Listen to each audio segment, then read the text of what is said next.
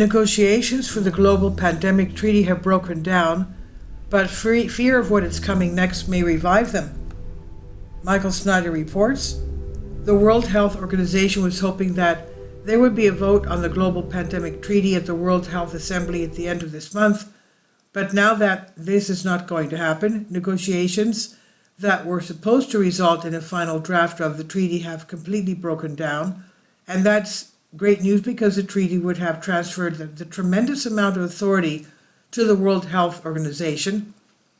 But if dengue fever continues to rip across the globe like it has been, or if H5N1 mutates into a form that can spread easily from person to person, fear of what's coming next could potentially revive the negotiations. On Friday, the WHO publicly admitted that negotiations had ended without producing a final draft of the treaty, and the following comes from ABC News.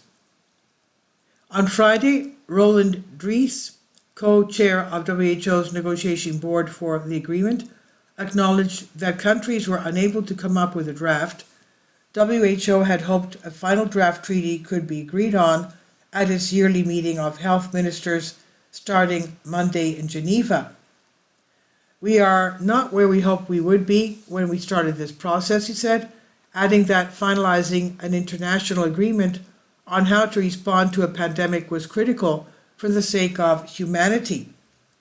Dries said the World Health Assembly next week would take up lessons from its work and plot the way forward, urging participants to make the right decisions to take this process forward to one day reach a pandemic agreement because we need it, he said. At one time, WHO Director Tedros Ghebreyesus had such high hopes for the treaty that he still insisted that anything is possible. Addressing a sullen final day of negotiations, the WHO chief insisted, "This is not a failure. We will try everything, believing that anything is possible, and make this happen because the world still needs a pandemic treaty," he said. Since the treaty is dead for now, this means that the WHO will not be running the show when the next global pandemic arrives, and we should be very thankful for that.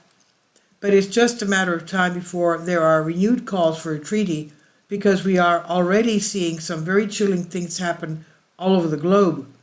In areas that have tropical climates, dengue fever is spreading at an unprecedented rate. This disease is also known as bone crusher fever, and there have already been millions of confirmed cases in 2024. Australian travelers are being warned of a sharp increase in a potentially deadly virus, commonly known as the bone crusher fever, with more than 5 million people now contracting the condition, and cases almost doubling in 2024 alone. According to the World Health Organization, WHO, and covered travel insurance, dengue fever, a potentially fatal acute infectious disease caused by a virus and transmitted by the bite of an infected mosquito, has seen a rise likely due to increased post-COVID travel and the El Niño climate cycle.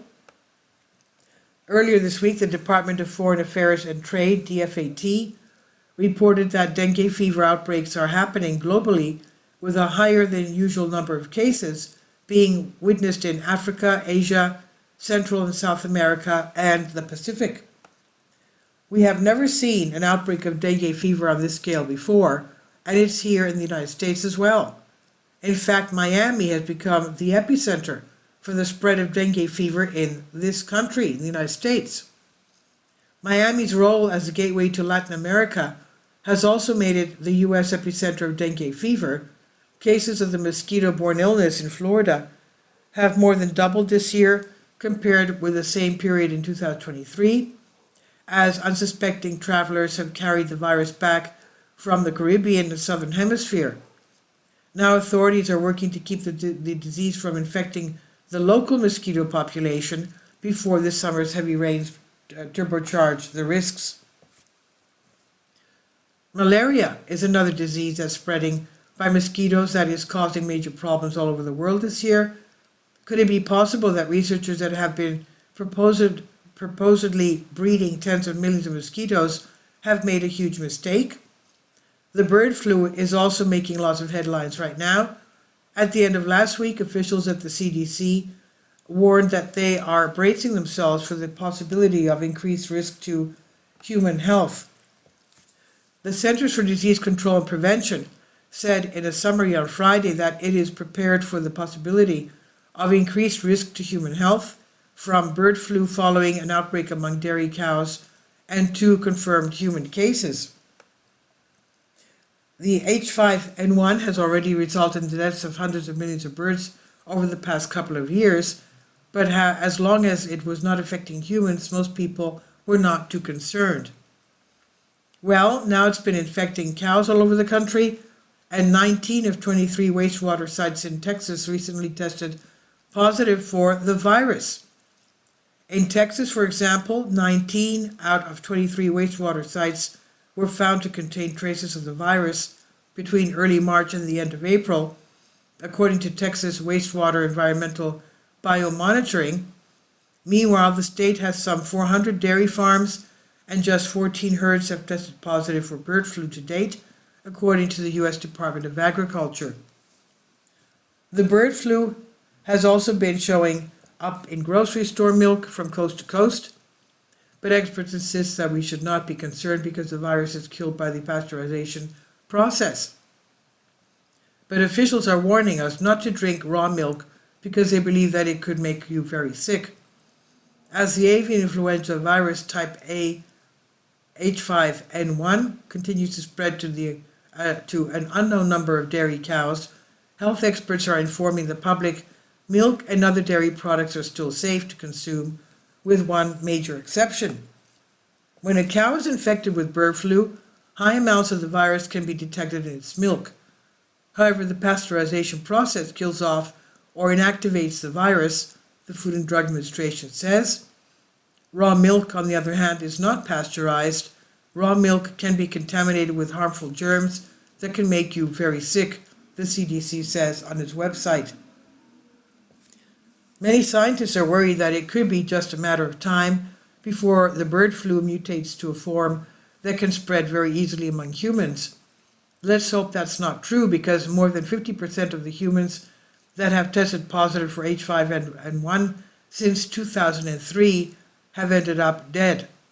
We live at a time when it has become so easy for just about anyone to monkey around with a deadly disease and release it into the public. Personally, I'm entirely convinced that deadly diseases will play a major role in reshaping society during the apocalyptic era that is ahead of us.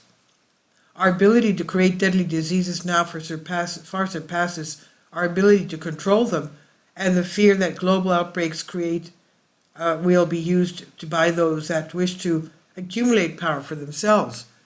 This is by Michael Snyder on End of the American Dream. Please leave your comments, and thank you for your support.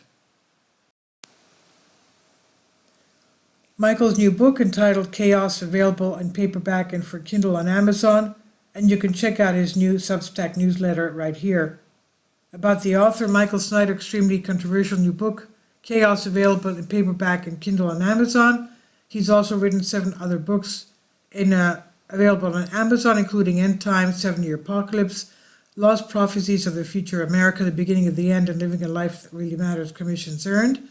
When you purchase any of Michael's books, you help to support the work that he's doing. You can also get his articles by email as soon as he publishes them by subscribing to his Substack newsletter. Michael has published thousands of articles on the Economic Collapse blog, End of the American Dream, The Most Important News, and he always freely and happily allows others to republish those articles on their own websites. You can connect with Michael on YouTube, Facebook, and Twitter, and share his articles on your own social media accounts. It's definitely a great help. These are such troubled times and people need hope. John 3:16 tells us about the hope that God has given us through Jesus Christ. For God so loved the world that he gave his only begotten Son, that whosoever believeth in him should not perish but have everlasting life. If you have not already done so, we strongly urge you to invite Jesus Christ to be your Lord and Savior today. Finally, support my Patreon account. The daily posts are 5 videos daily, and they are totally different from what I have on my YouTube channel. Thank you so much for your support and that you find all my content so interesting. You'll find the Patreon account details in the description box below.